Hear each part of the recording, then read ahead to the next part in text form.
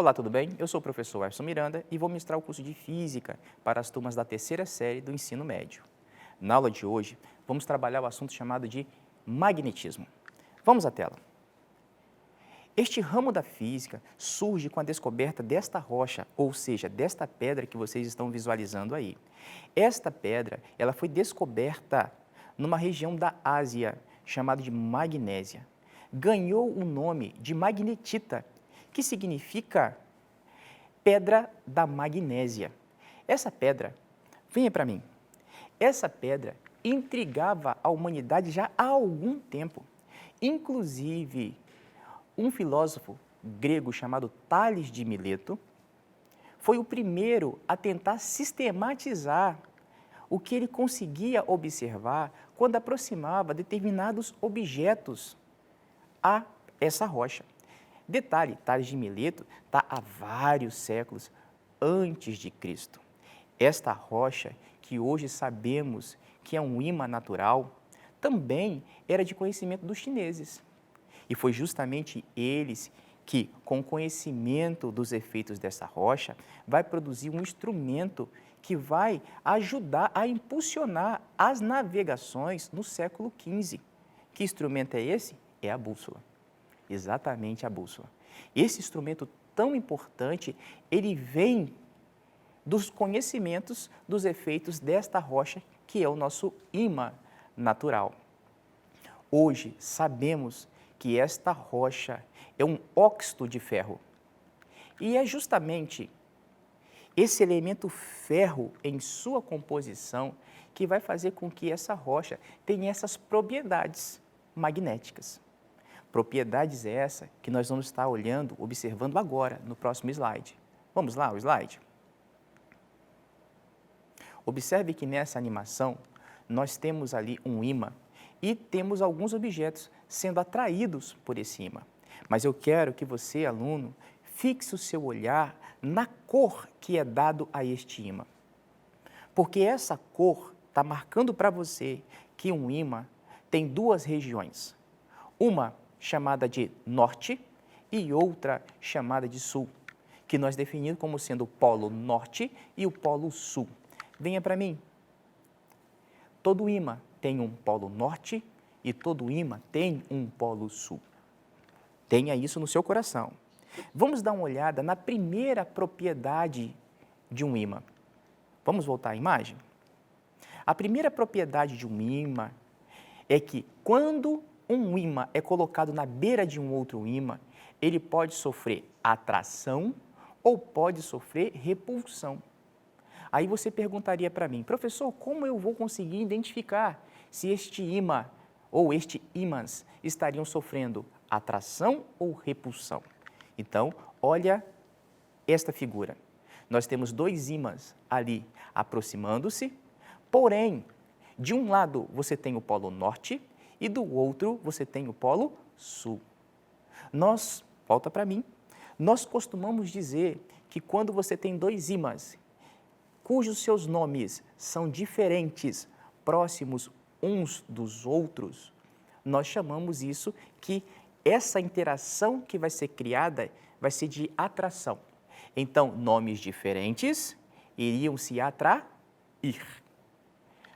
Volte ao slide. Olha só a outra animação. Nós temos na parte de baixo um sul na beira de um outro sul. Volta comigo. Olha só, polos de nomes iguais, então, sofreria a repulsão. Então, a interação entre eles seria de repulsão. Aí você poderia falar, professor, então norte com norte é repulsão? É isso que eu estou dizendo para você, querido. É justamente sul com sul, repulsão. Norte com norte, repulsão. Bom, continuando, vamos para outra propriedade. Inseparabilidade dos polos magnéticos de um ímã.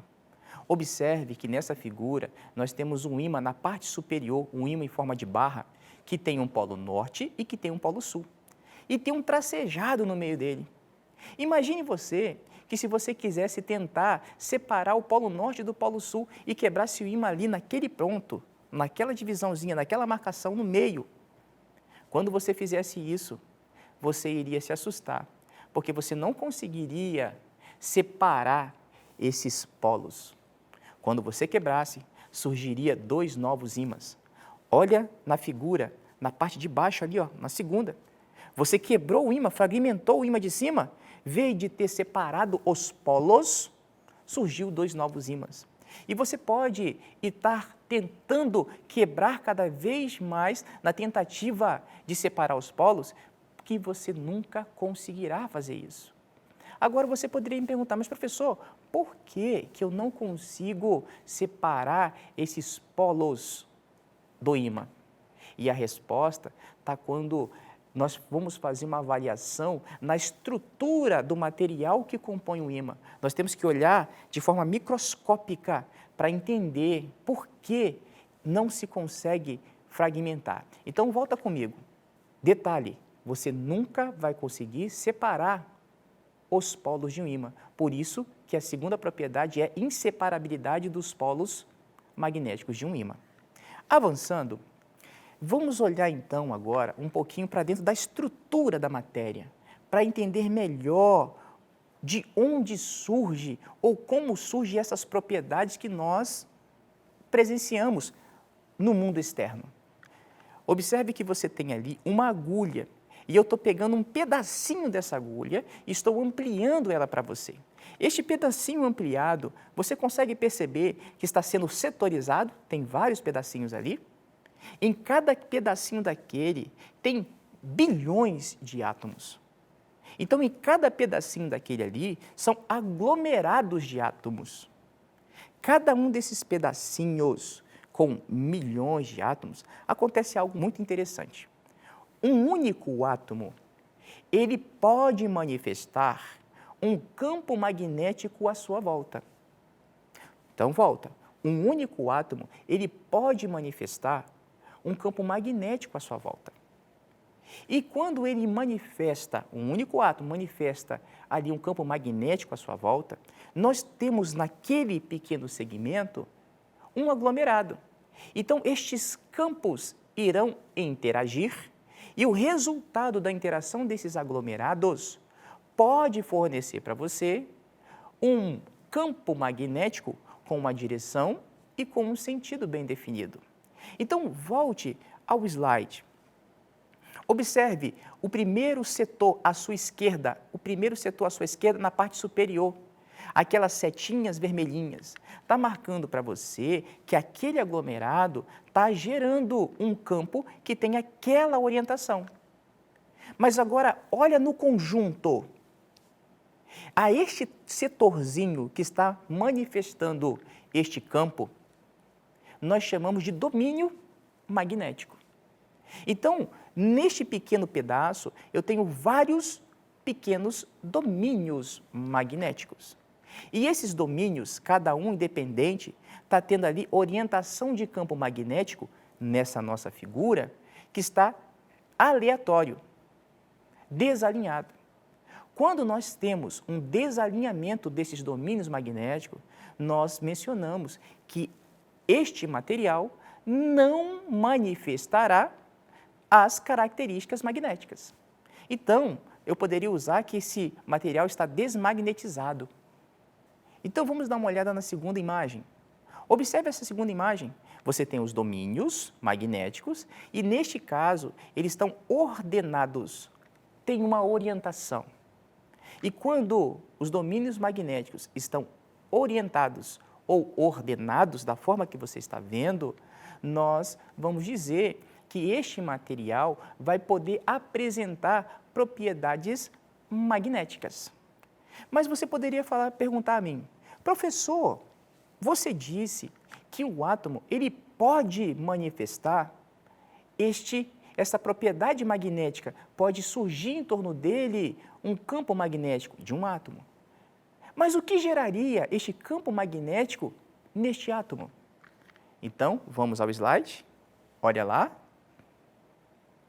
O átomo, ele tem uma partícula elementar chamada de elétrons. E essa partícula elementar, ela está em movimento.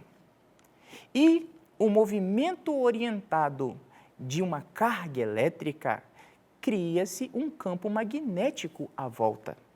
Observe que nós temos ali a representação de um elétron movimentando-se, dando um giro em torno do seu próprio eixo. Então, significa que o elétron poderia ser assim comparado a um ímã. Agora você vai começar a entender por que quando você quebra o ímã, ele gera outro ímã. Por quê? Porque o elétron se comporta como um ímã elementar. Então, você nunca vai conseguir quebrar e chegar nesta fase. No entanto, esta movimentação dos elétrons, elas podem se dar em dois sentidos. Pode ser em sentido horário ou pode ser em sentido anti-horário, fazendo com que nasça campos que tenha dois sentidos, horário ou anti-horário.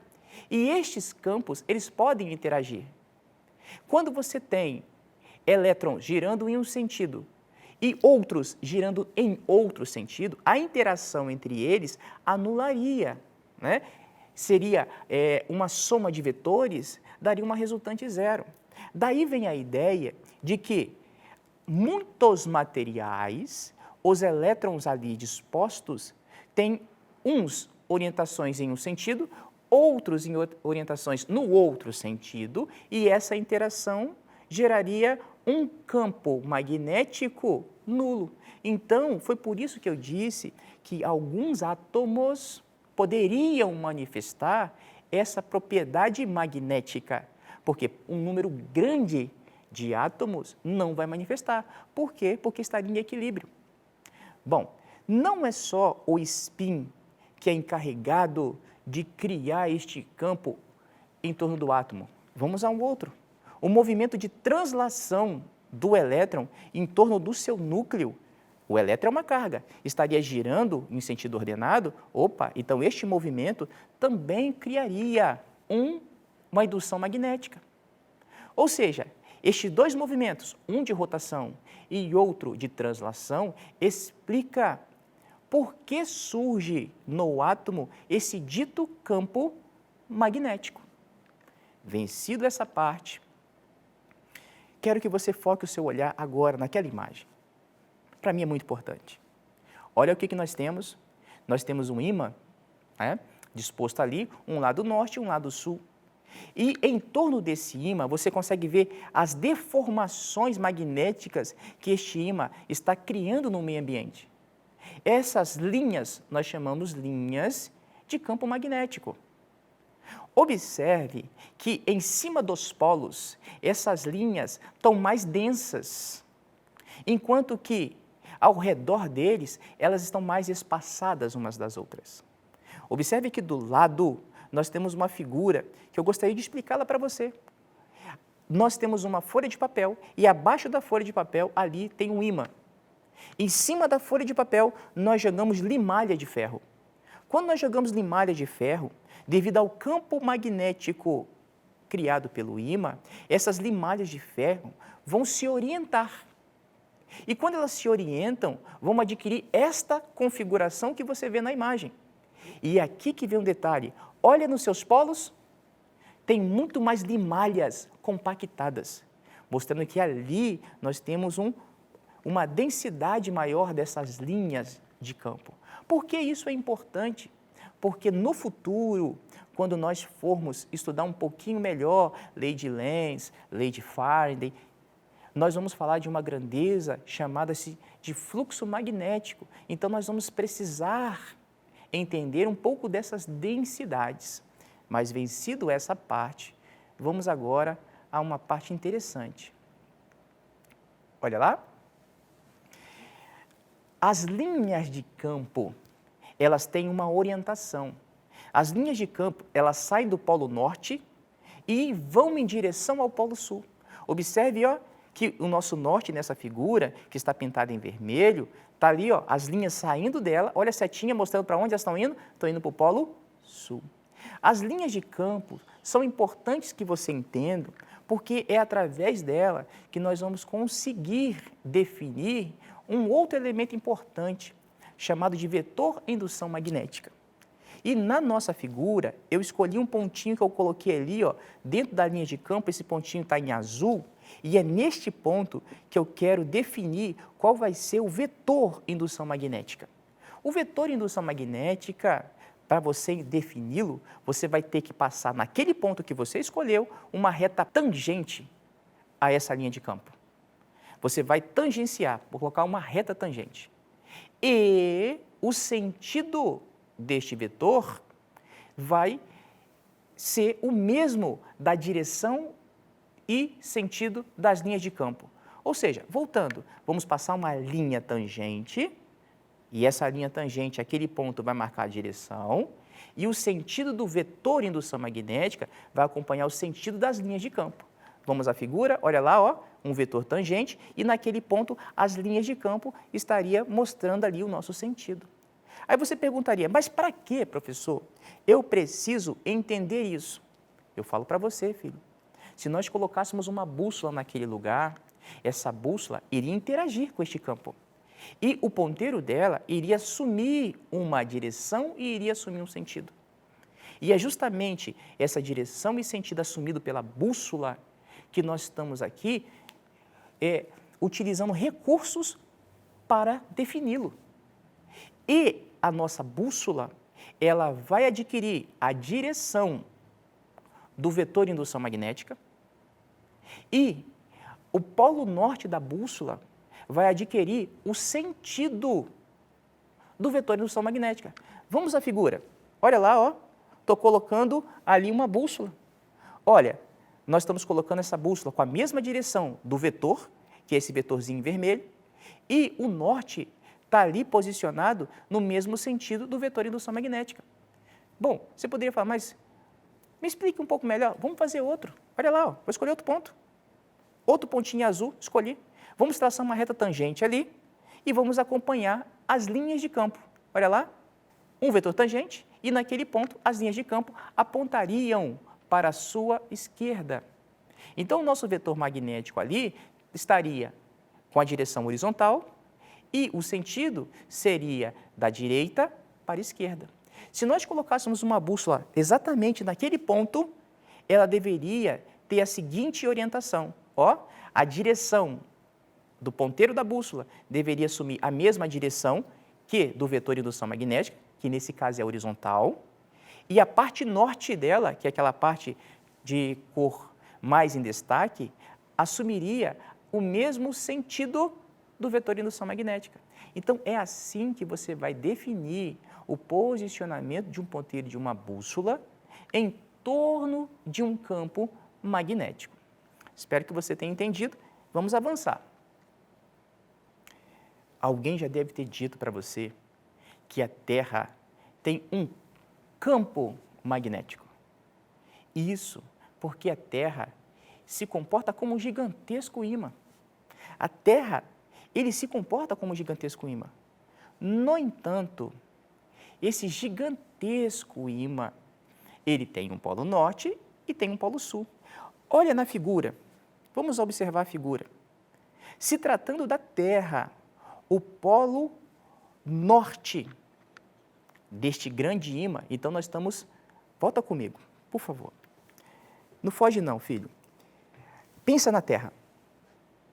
Se a Terra é um ímã, então ela tem um polo norte e tem um polo sul magnético. Um norte magnético e um sul magnético. Se a Terra é esse ímã, o polo norte magnético que este ímã chamado Terra tem, está na parte inferior. Volta na figura. A Terra é um grande ímã e o seu polo norte magnético está voltado para baixo. E o seu polo sul magnético está voltado para cima. Então, eu quero dizer para você que a Terra sendo um ímã, o norte magnético está voltado para o sul geográfico da Terra. Então, voltando, hein? O polo norte magnético está voltado para a parte do polo sul geográfica da Terra. No entanto, o polo sul magnético estaria voltado para o polo norte geográfico. Então, filho, fique atento para esse tipo de situação. O polo norte geográfico equivaleria ao polo sul magnético. O polo sul geográfico equivaleria ao polo norte magnético desse gigantesco ímã. Espero que você tenha entendido, espero que você tenha gostado. Já te convido para estar conosco na próxima aula e desde já fica o meu abraço e tchau.